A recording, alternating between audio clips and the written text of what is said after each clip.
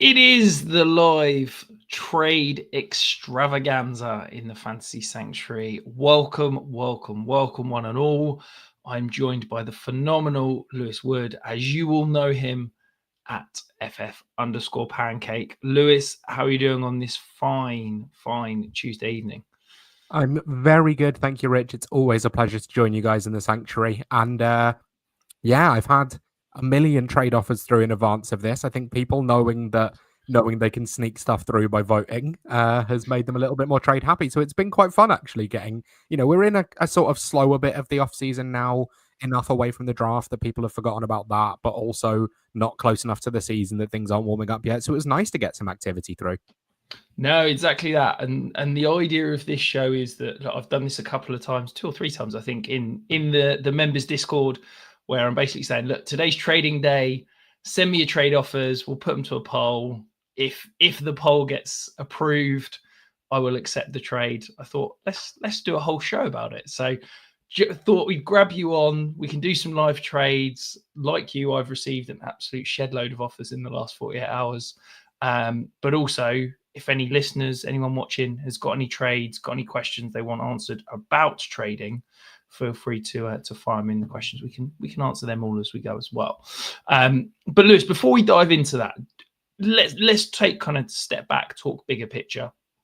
When looking at trading, in terms of, we're going to be talking through a lot of offers that we've received. Do you have a process, I guess, to break down value, what you see as kind of a fair trade in that league, or whether you want to accept that, or is it a case by case basis? Yeah, so I think a lot of it is about kind of understanding your teams and understanding your position. And it's a case of like, I will use trade calculators a lot of the time to figure out sort of not what I see as a fair value, but what the market perceives as a fair value. And that does include yours as well, especially because I play in a lot of leagues with a lot of people who are members of the Fantasy Sanctuary Discord and so use the same values. But I think a lot of the time it's knowing your team. So I have a system that I go through to try and work out the strengths and weaknesses of each team and deciding whether they're contenders, rebuilders, somewhere in between, but trying to value the portfolio as a whole. And then I think trying to find something that works for both people. I also think there's a lot of complexity towards the way you approach negotiations. So I'm always quite firm in the fact that the person who says they're interested, the person who approaches for the trade in the first place, has to be the first person to make the offer, because obviously the difficulty here is you can put something that you think is good value together, but people's values are completely different. People use completely different websites, different trade calculators. You might get someone that just uses keep trade cart, and therefore the value is going to be completely different to what you think they're going to be. So I think it's about taking things case by case, but generally I'll try and put something together fair. I'll always send the first offer if I'm the one who made the inquiry, or I'll demand it the other way around. And then I'll assess the team to try and figure out a bit more contextually, is this something I'm aiming to do? Where's it going to make things weak? I'll also quite often do the thing, which but quite often doesn't work out, that you go, okay, I'm going to trade away a running back. That's going to lead me a bit weak here. So I'm going to try and line up something else in the background so that if this goes through, I can bring in another running back elsewhere. So just trying to keep the team balanced as well. Yeah, absolutely. And I think, my big thing is, always say I'm looking for a win-win-win. Is that I'm not looking, I'm trying to rip anyone off. I'm not trying to win every trade by a massive. I'm trying to make every trade feel like a win for me, a win for the other person, but more importantly, a win for the league, because it shows that this is an active league. It encourages other people to move. I think if you've got, a static league, if you've got a league that feels kind of stationary and nothing's moving, you need to be the change you want to see. You need to lead that. And I think the best thing you can do is start making some moves. So look, we've talked about it enough. Let's dive in and start talking some trades. Obviously, we've got a few wonderful people in the chat. If you do have any of your trades that you want us to talk through, we are always happy to run that through. First of all, Lewis, 3rd round pick or your Tash? Where are we going? Give us a full look on the camera first of all.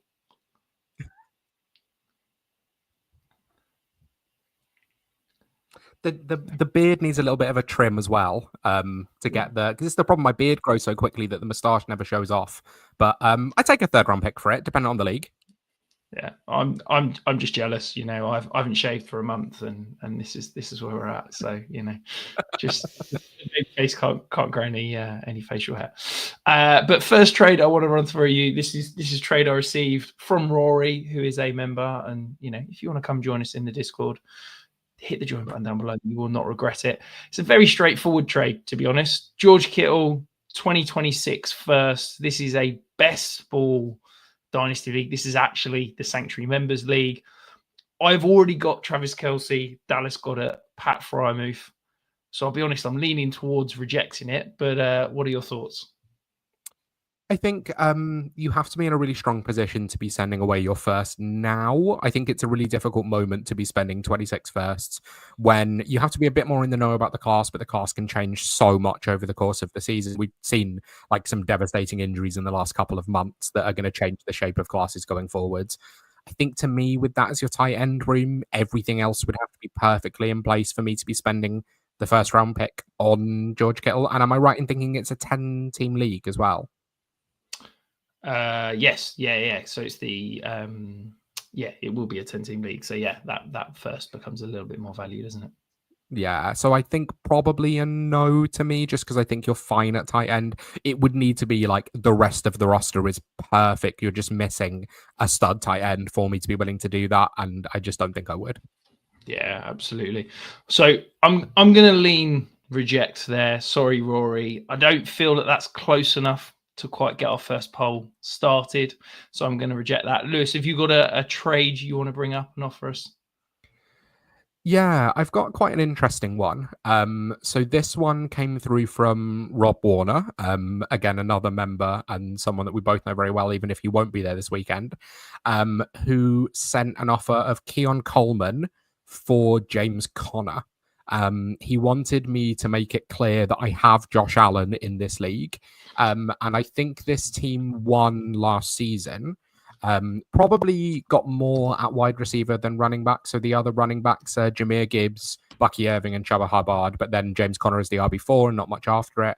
Wide receiver, really deep, missing a superstar. But T. Higgins, Devonta Smith, Terry McLaurin, Devontae Adams, DK Metcalf.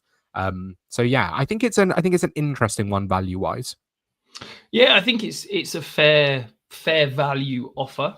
I think that James Conner's the safe, reliable, unsexy, but you know, you feel like you're going to get good value for him. Keon Coleman, I'm absolutely fascinated by. The more I go back and watch Keon Coleman, the more I'm like, I kind of think back to last year and thought he was awful, but the more I watch, I'm like, actually, there's more to this. I think there is something there.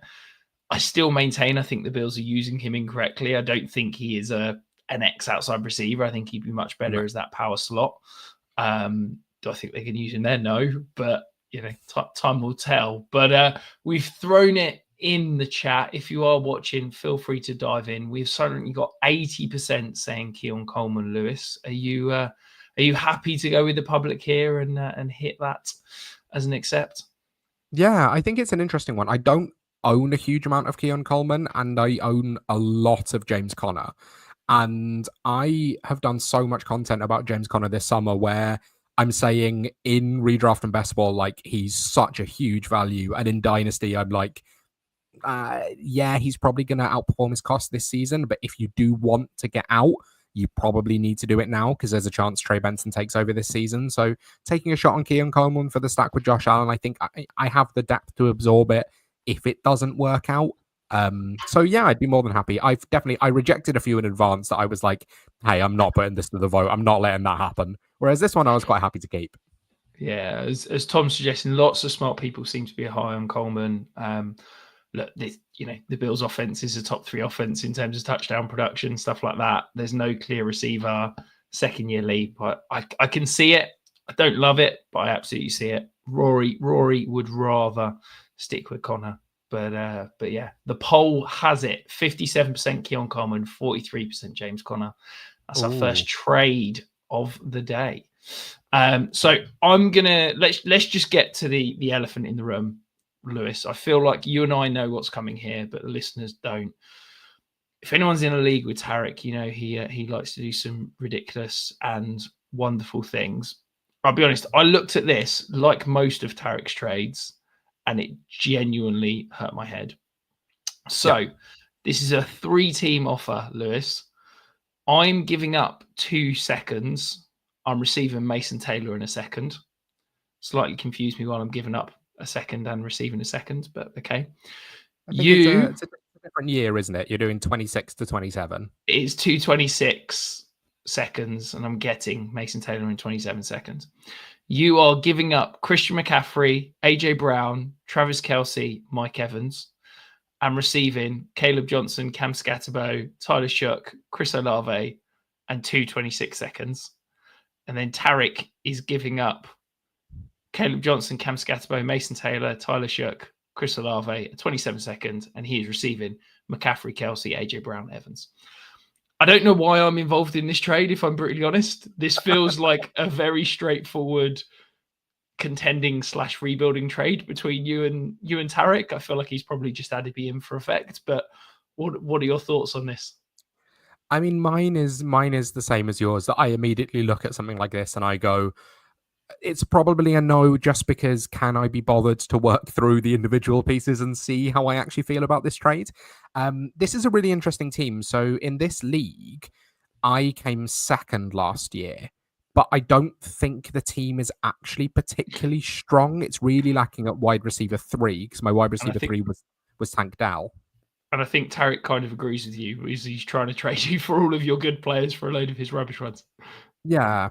The immediate thinking is like, this team is really lacking at wide receiver, and I'm trading away. I'm getting Olave, and Olave is a player that I really like, but obviously there's a fair amount of risk to his profile at this point, especially like not even just considering play, but thinking about the concussions as well. Sending away AJ Brown and Mike Evans when I'm lacking at wide receiver is probably quite difficult for me to do. I don't hate the value of everything, and bring it like Tyler Shook has been someone I've got a lot of because you can get him so late.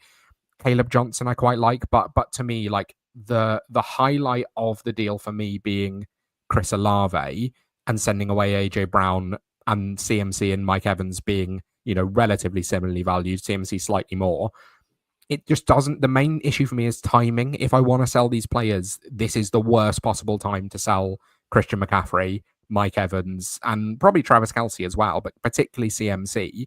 So I think it's probably a no, just because you're not getting value for CMC if you're selling him right now. Yeah, I think, look, we can talk all day until we're blue in the face about age curves and things like that. But the truth is that nearly every single player you're selling is going to be worth more in August and September. Yeah. I don't quite get what this deal would achieve for you other than push you towards a complete rebuild. Yeah. And actually, I think you can probably get better value moving these pieces as individual pieces rather than one big trade. I think if you're selling AJ Brown, you can potentially get Chris Olave plus a second. Yeah. If you're selling Christian McCaffrey, I think you can probably get Caleb Johnson plus Cam Scatterbo.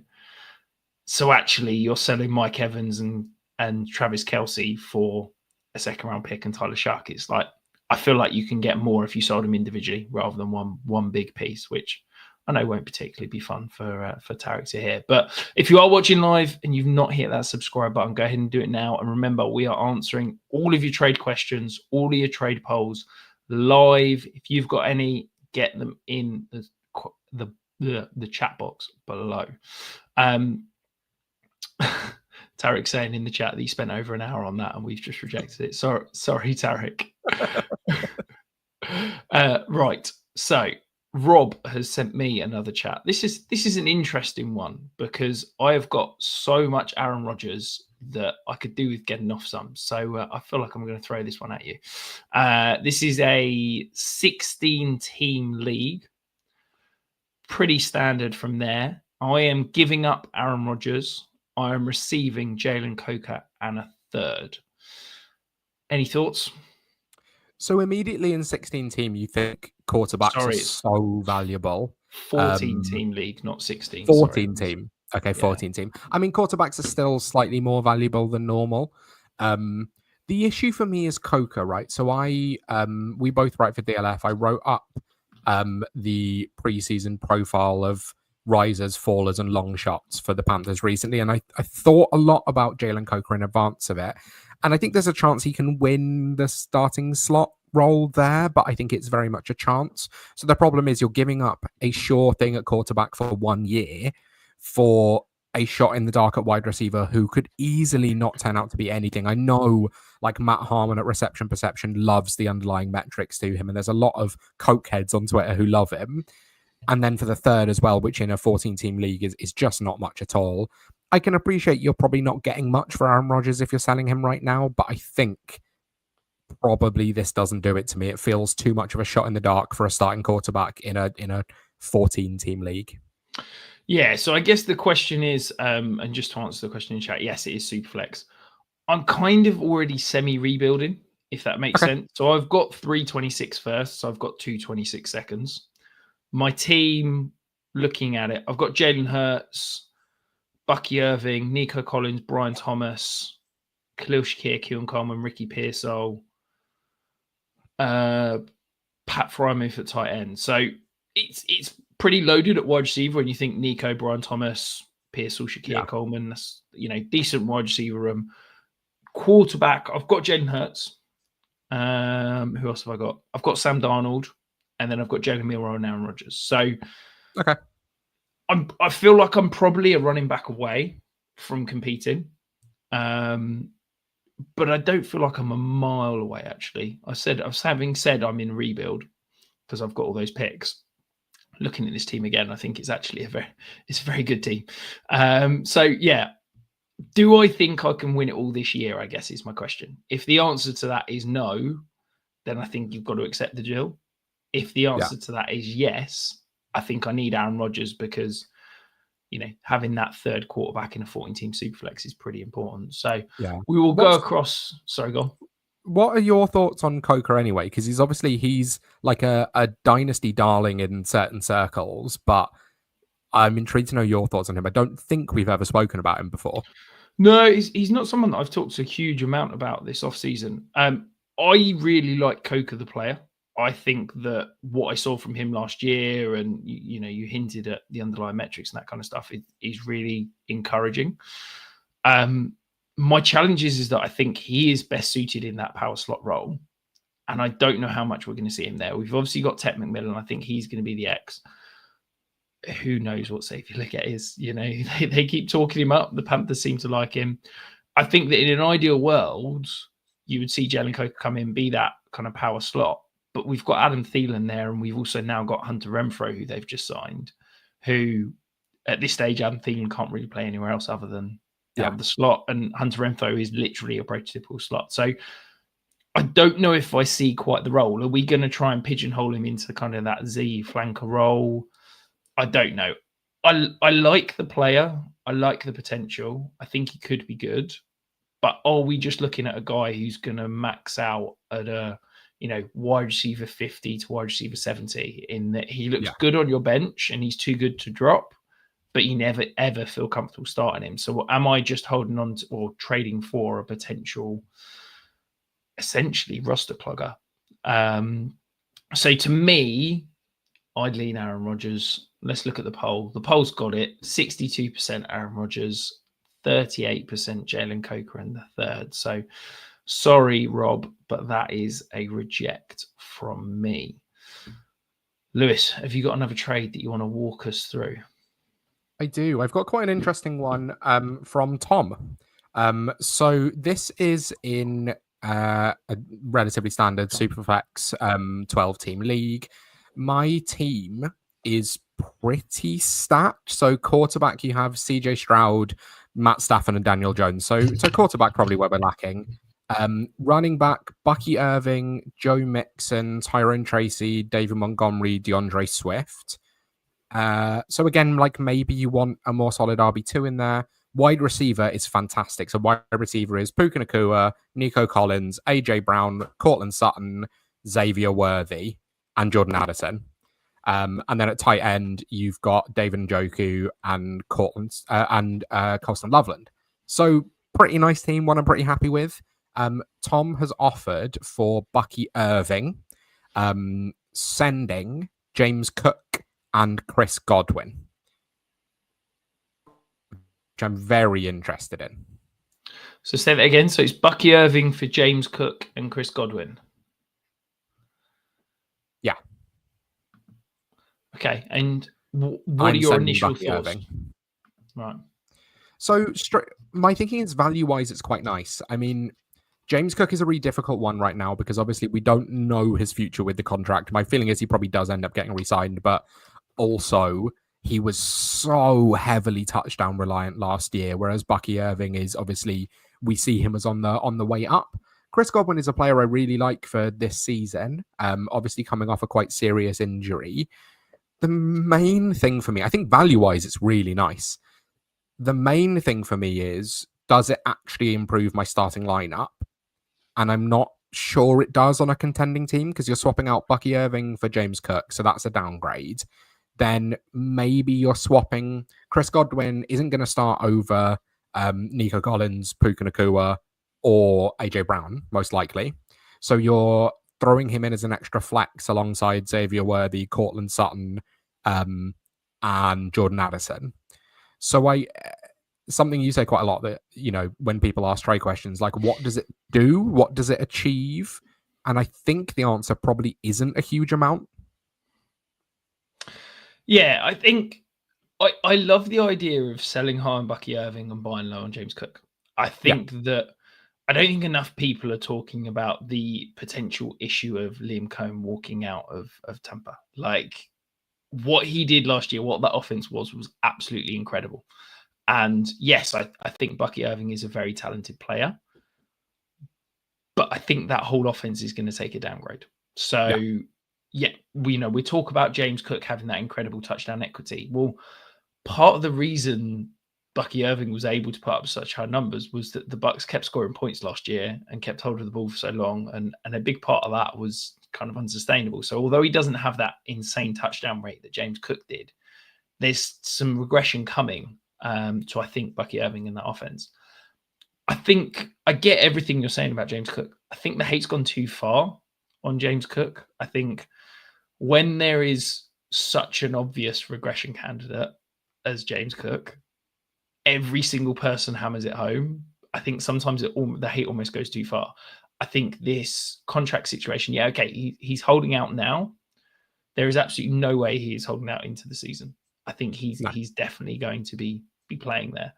So yeah, it's I like that part of the trade, but I do 100% get you. What's Chris Godwin achieving? Like, if that was, could we get? I appreciate the rookie drafts probably already happened, but could that be a late first? Could that, could you do James Cook and a first for Bucky Irving in a second? That I'd probably be very intrigued by. But yeah, straight up, I think I'd lean Bucky side, I think, unfortunately.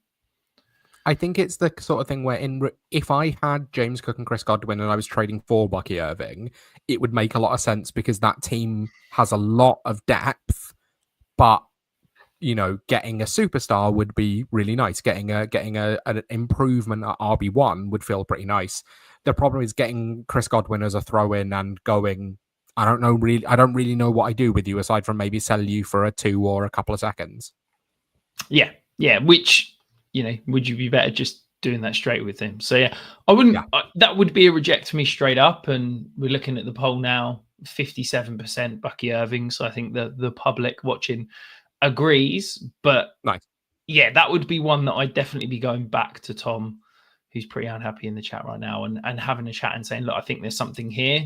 Can we work on it? I need something a bit different to, than Chris Godwin as such. Right, let's move across to my next trade. So this is me receiving Jaden Higgins, Zach Charbonnet, and giving up Xavier Worthy. What are your thoughts? Let's start with the Xavier Worthy part of that. Are you hopeful that he could continue the end? That final stretch was pretty impressive as a rookie, but we are seeing Rashee Rice come back, Hollywood Brown coming into the mix. What are your thoughts on Worthy? Yeah, I find Xavier Worthy really difficult to figure out. So very high on him pre-draft, very difficult, very good end to the season.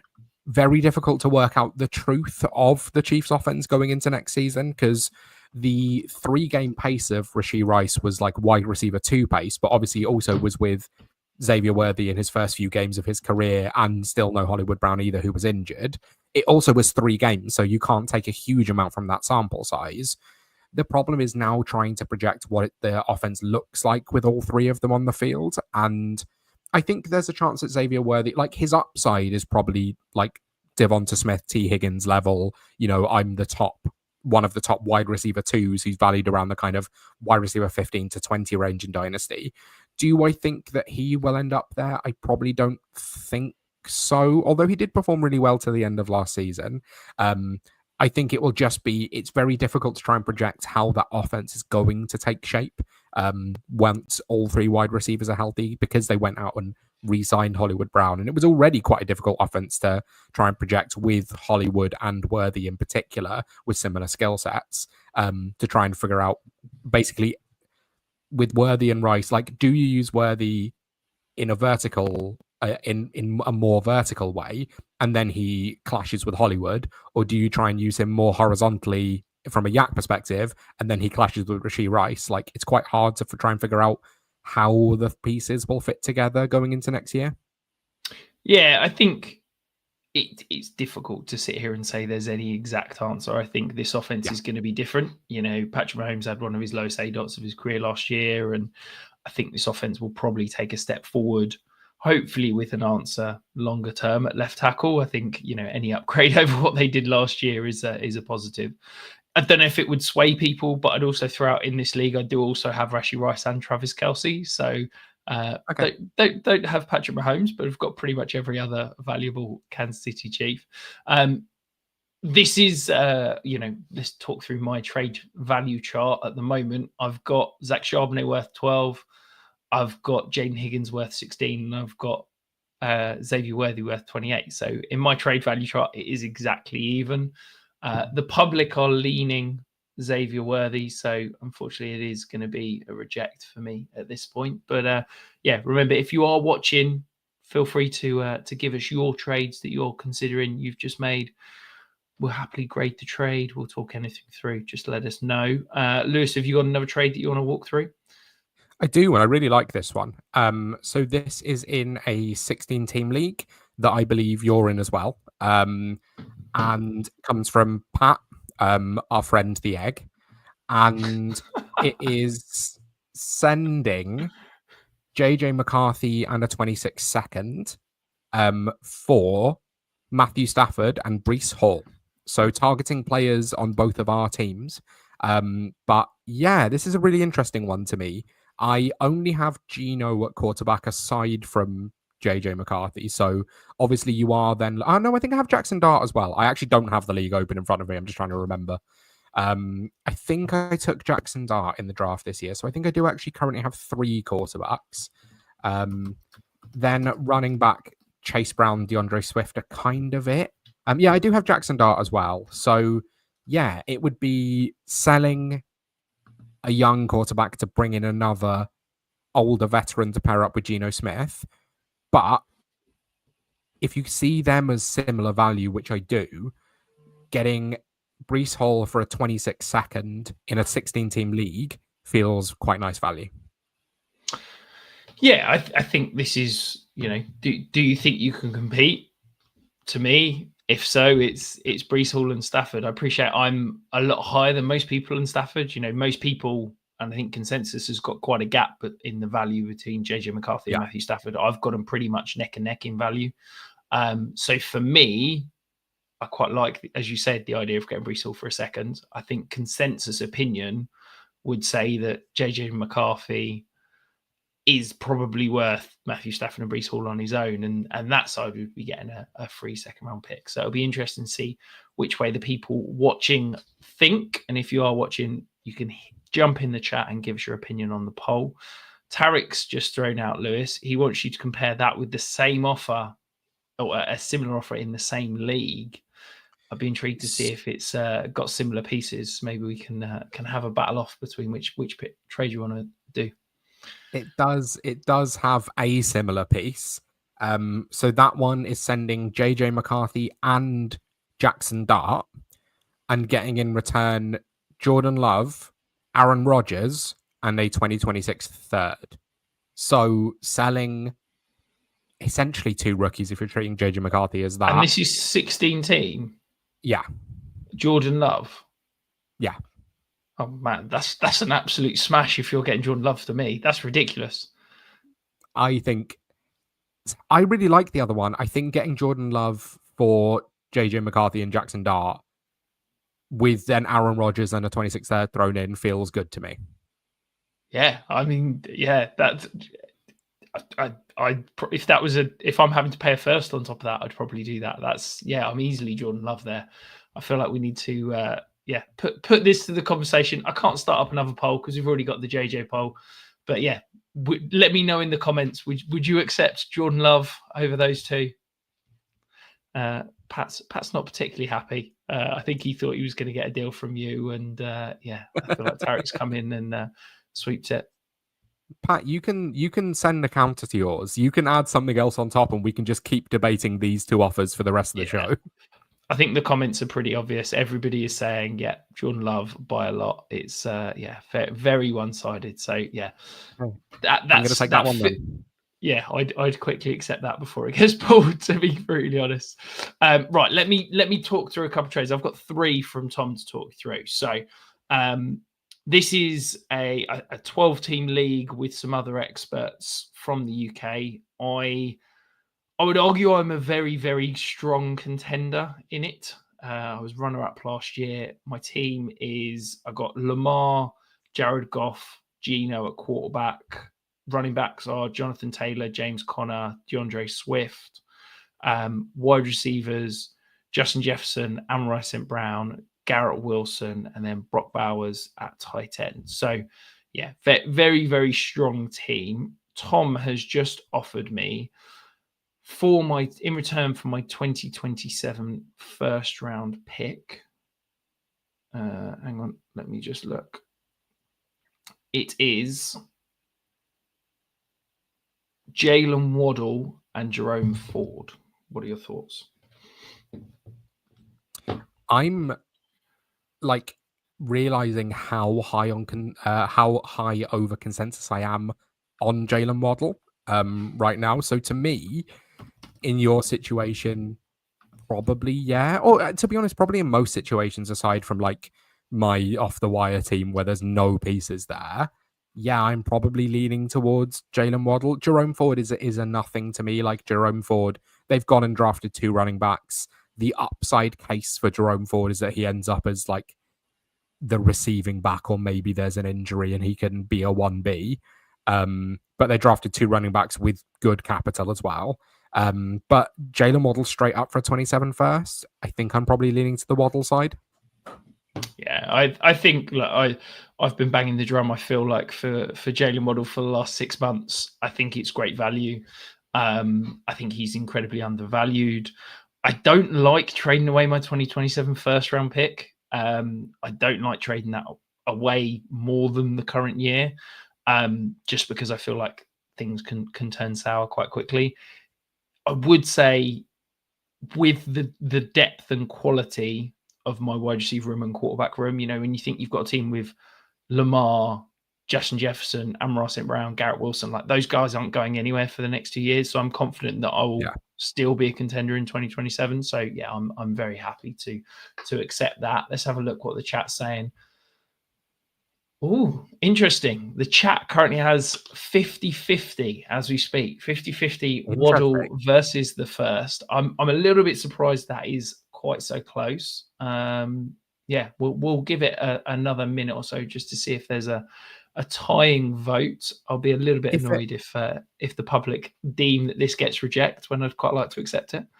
If it sits at 50-50, remember I'm not in the chat and voting, so you can cast my vote for Waddle. Okay, all right. That sounds good for me. So we're at 50-50 now.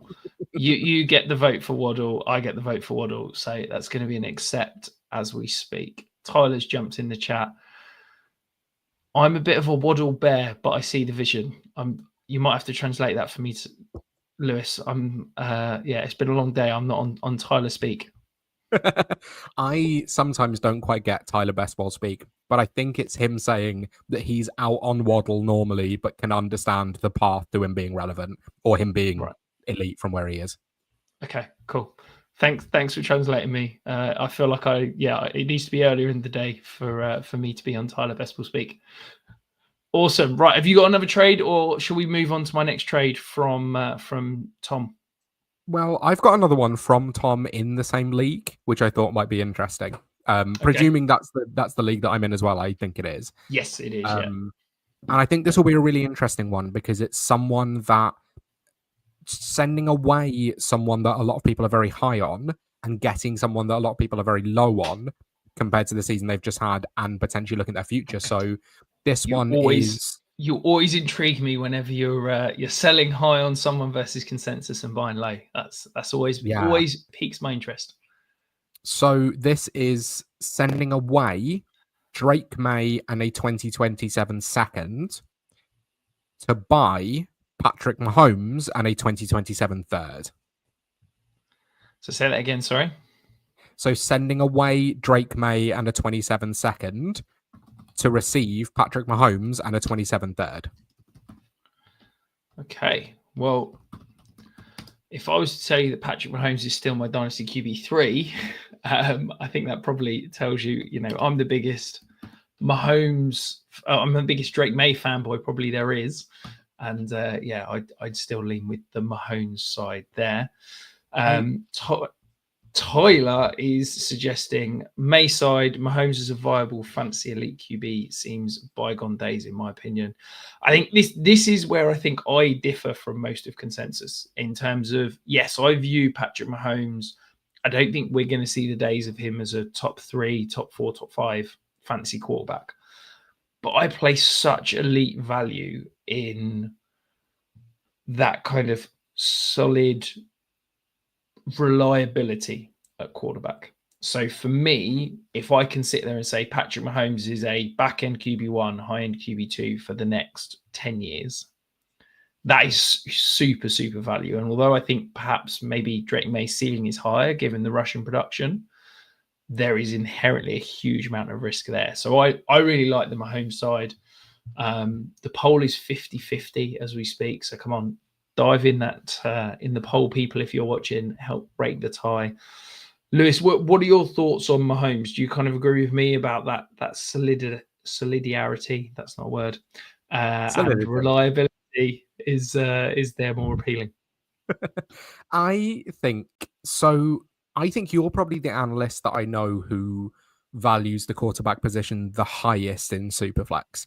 And so I think it's always interesting talking with you about quarterback values because it's not even necessarily a value question. Like it's an analytics question of the way that you see the understanding of the game and the way that you like strategize around the game. I still have Patrick Mahomes over Drake May. And I think, again, like buying someone off a down year is normally a great way to get value if you think that it's a down year and not, now the downturn of the rest of their career. I think like with the amount of injuries they saw to the weapons last year with Travis Kelce on the downturn, I can understand the argument that it is a down year for Patrick Mahomes. I also can understand that like he will give you incredible longevity. The difficulty is the amount you have to pay compared to if he will ever win you a championship. And having that solidity and being able to look at your team for the next 10 years and go, there you go, Patrick Mahomes is locked in, but each year he's only going to give me QB8 value and he's never going to win me a title. Not never, but he's not going to be the elite piece that spurs me to a title, is quite a difficult balance to make. I think I'm very in on Mahomes compared to his current value, but I can understand the argument against it. Yeah. I think the thing we also need to consider is I don't think people realize how bad the left tackle situation was for the Chiefs last year. Yeah. And I think that had people talk about the wide receiver and, the two high shells and all that stuff as Mahomes dropping the A-dot and having to get the ball out quicker. He was also terrified to get hit, and I think that Patrick Mahomes has this incredible innate ability to avoid. He can deal with pressure where he can see it. His pocket mobility, his subtle pocket movement is incredible. Where he seems completely paralyzed is blindside pressure off the edge. And that's where the Chiefs really, really struggled last year. And I think that we will hopefully see if that gets addressed. Maybe Moore can do it. Maybe it's Simon's longer term. But if that does get addressed, I think we will see Mahomes start to push the ball down the field a little bit more. I think that's why they've brought back Hollywood Brown. I think that's where they see Xavier Worthy longer term is kind of being able to stretch the field and go longer. So yeah, I like it as a buy low. Tyler's saying one could argue that it is the year to see if they can overcome Nagy and healthy offense, given peak Mahomes back in real life, great QB for the next 2 years. Yeah, I mean no one's arguing that Mahomes not great. The poll does lean Mahomes. You've got 56% Mahomes, 44% Drake May. So I think that's an accept for you there, Lewis. Nice. We will do that then. Thank you, Tom. Beautiful. And then I have got another trade for you. So this is a 12-team league. I think we're both in it again. Maybe this is showing how many leagues we're in together, Lewis.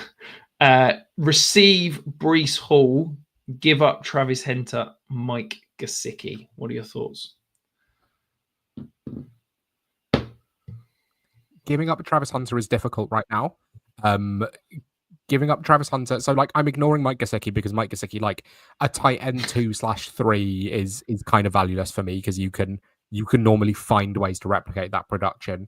I'm probably rebuilding here as well, by the way.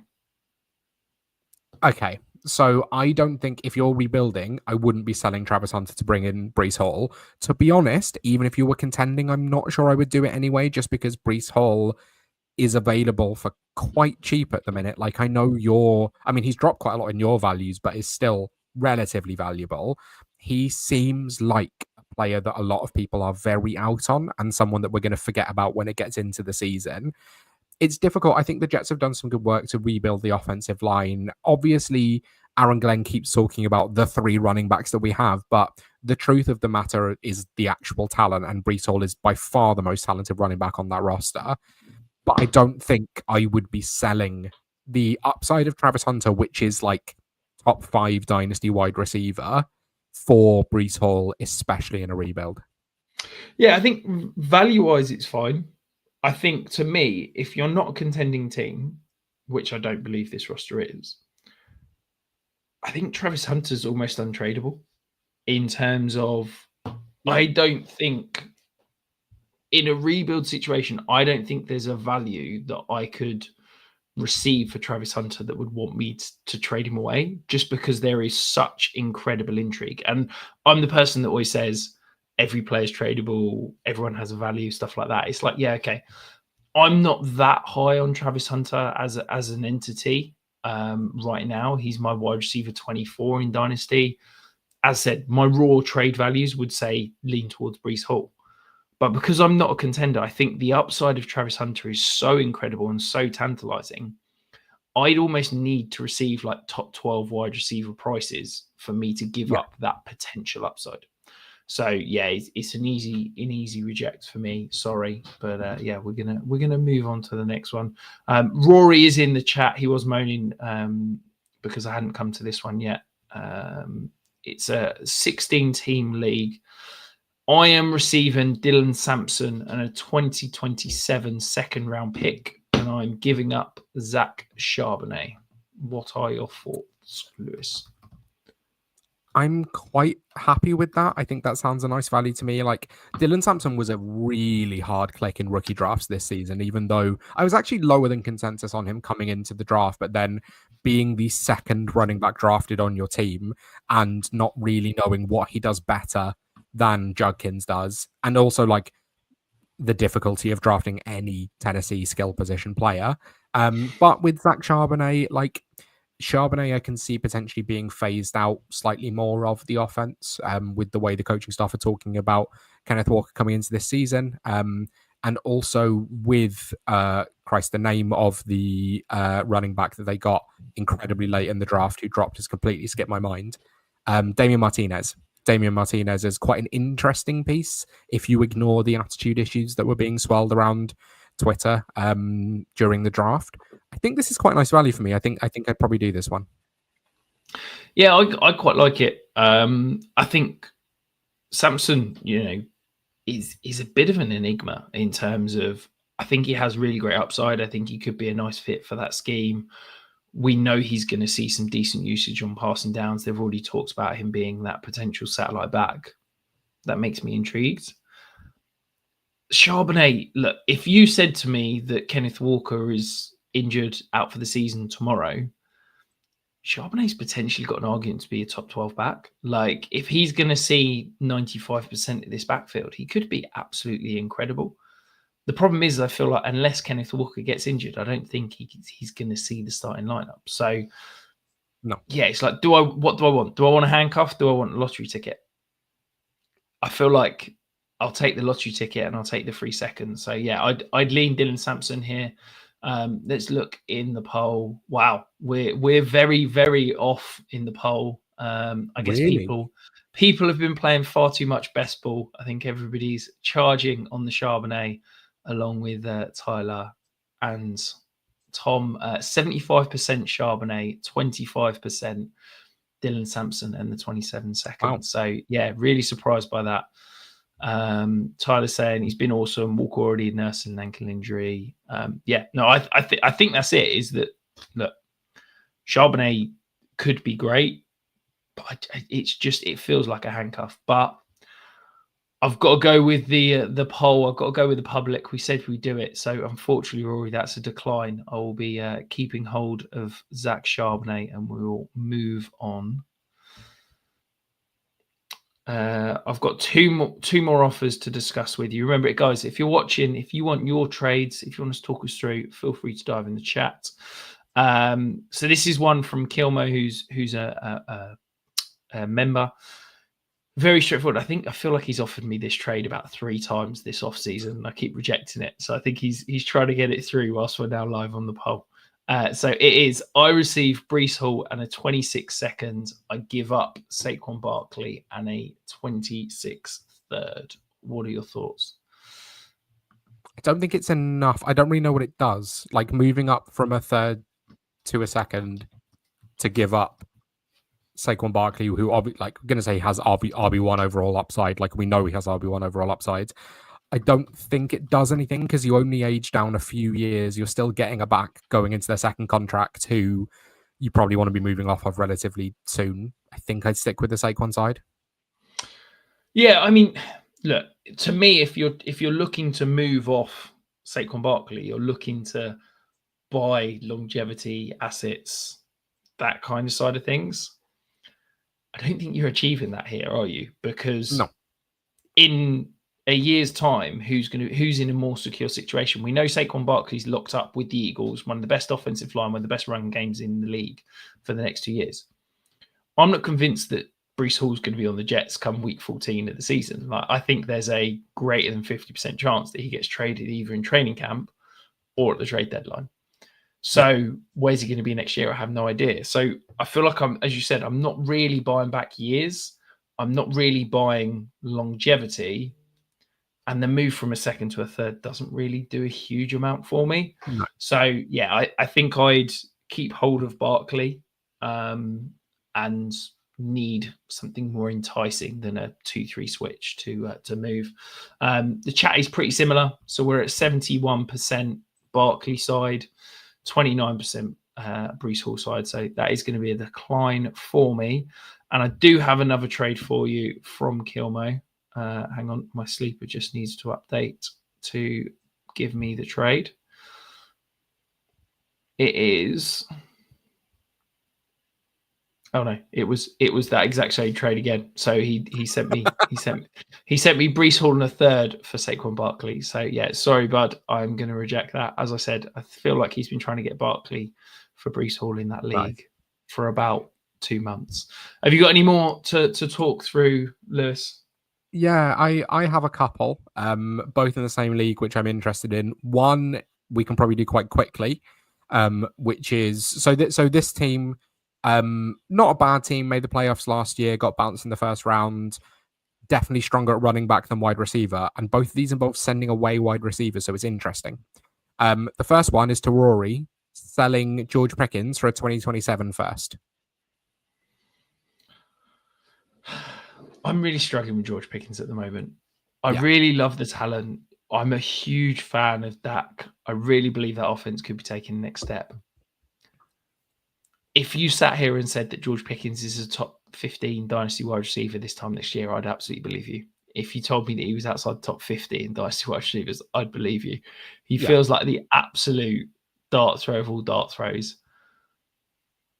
But I think I'd lean the 27 first. Is that where you would go?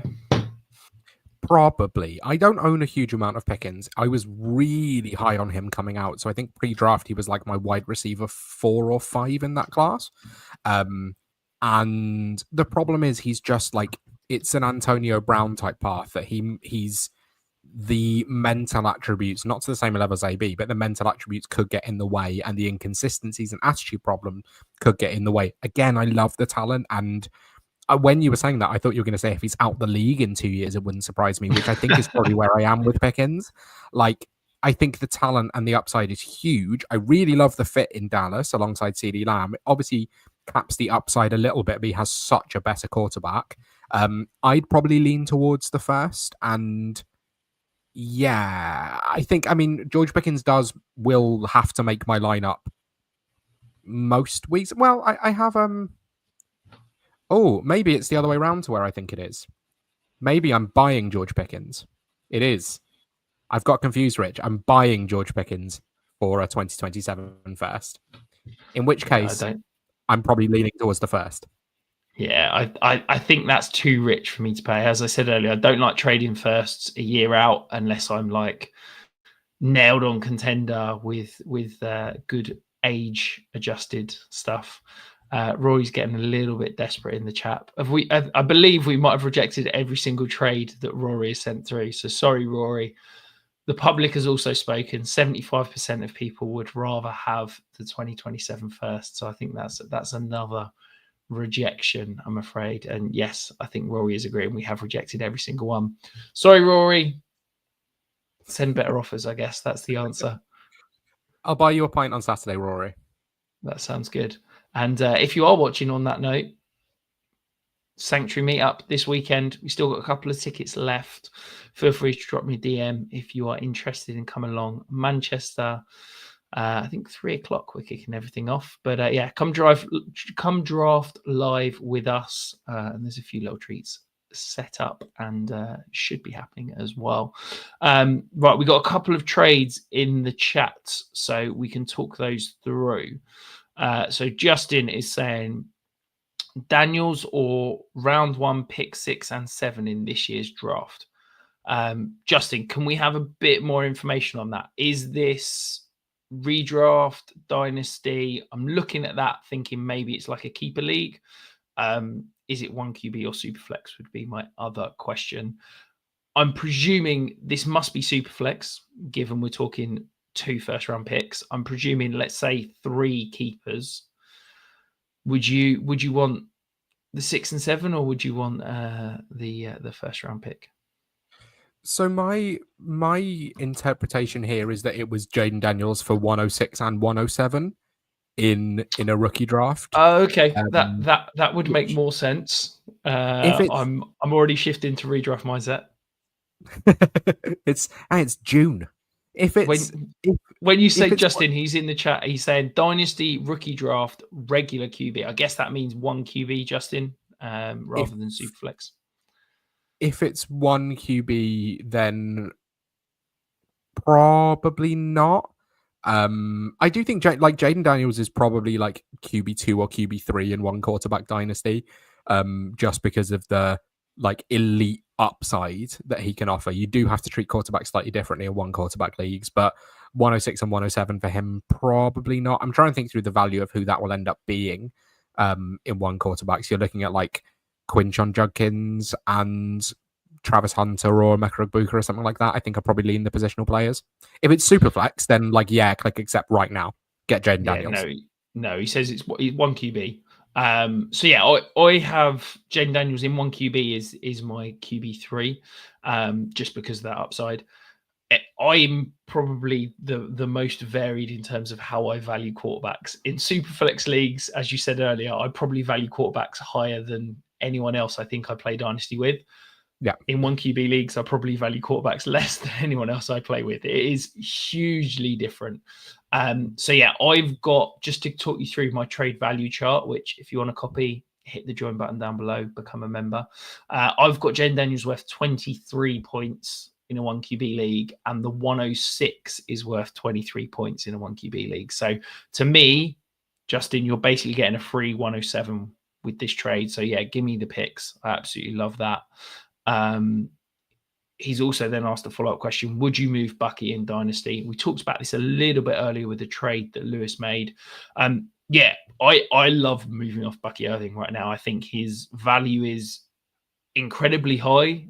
I think there is going to be significant regression to the entire Bucks offense with Liam Cohen moving on. So yeah, I'm very happy if you can get good value. I'm not just saying, go out and shift him off. I think it's got to be good value. Would you agree?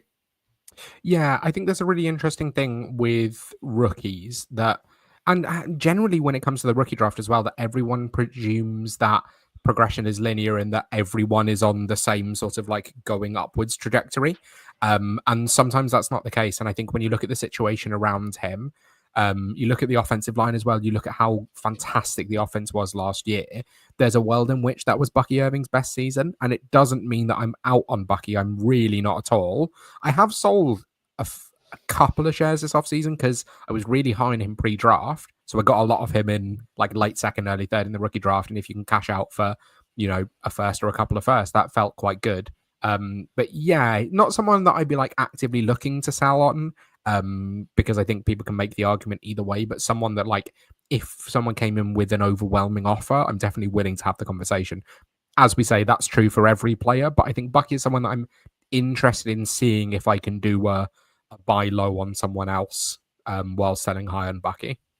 Yeah. No, I really love the idea of selling high on Bucky, but you've got to make it right for your roster. If you're a contending team and you're selling Bucky, it's got to be to get, can you get potentially a future first and David Montgomery or Derrick Henry or Joe Mixon or someone like that. Like, you've got to get something significant to do it, but still allow you to contend.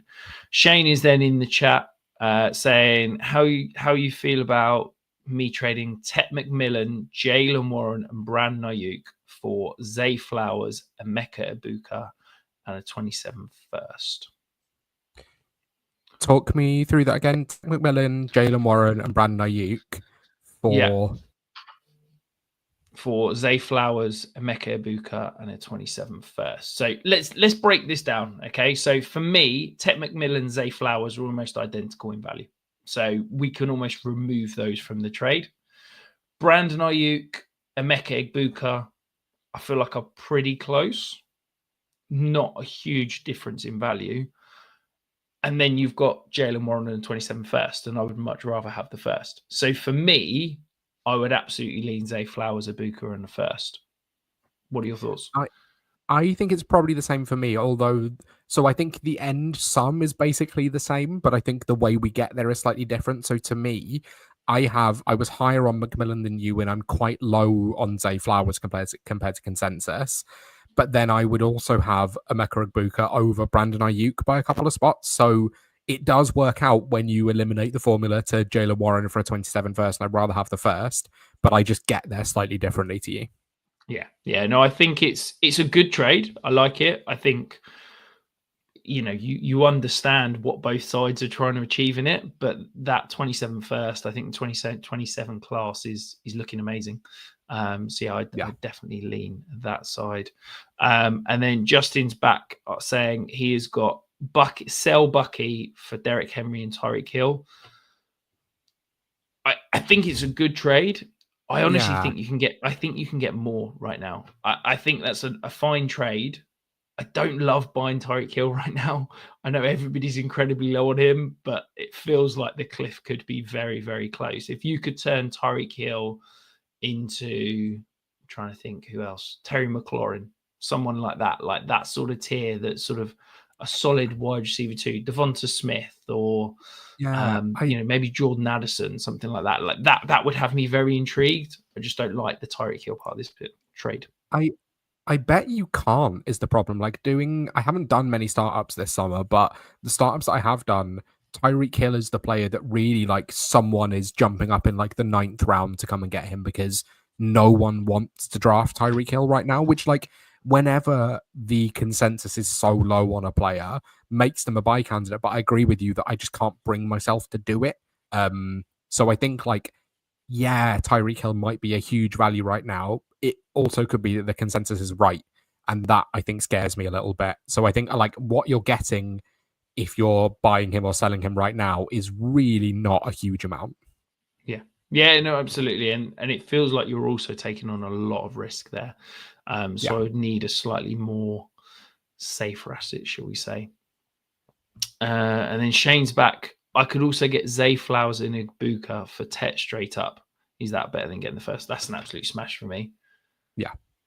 As I said, to me, Zay Flowers and Tet are very close. The fact that you feels like you're getting a free Igbuka. I know you're higher on Tet, lower on Flowers, but Igbuka is, I much prefer that. I like both trades for you, Shane, but I prefer that one. Yeah. But that is it. I'm all out of trades unless anyone has got any more they want to fire in the chat in the next minute. Lewis, remind everyone that is watching and listening, where can they find you and where can they find your work? So you can find me on Twitter at ff_pancake, or you can find me on YouTube at Fancy Pancake. I'm currently 2 episodes into a new series where I had a Dynasty startup draft without drafting a single player, and I'm building my team off the waiver wire, called Off the Wire. So you can go and check that out and see how I'm getting on in attempting one of the worst rebuilds I've ever had to do. Very interesting setup, and look forward to how long it's going to take you to put that together. But thank you so much for joining us. It's been good fun. If you are on your way out, you've not hit the thumbs up, you've not hit that subscribe button, go ahead and do that now. I think we managed 6 trades live whilst we were on the air, Lewis, which feels like a decent number. And feel free, if you are watching, still get those trades in the comments below. Tom and I and Tyler will work through all of the answers and give you all of our opinions. Peace out, and we will be back very, very soon.